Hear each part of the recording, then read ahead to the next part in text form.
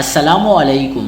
تحریک لبیک پاکستان کا کراچی میں بھرپور عوامی طاقت کا مظاہرہ، مہنگائی کے خلاف شاندار ریلی، انسانوں کا سمندر امڑ آیا، تاحد نگاہ انسان ہی انسان، شرکا پرجوش۔ کیا آپ حالات حاضرہ سے آگاہی حاصل کرنا چاہتے ہیں؟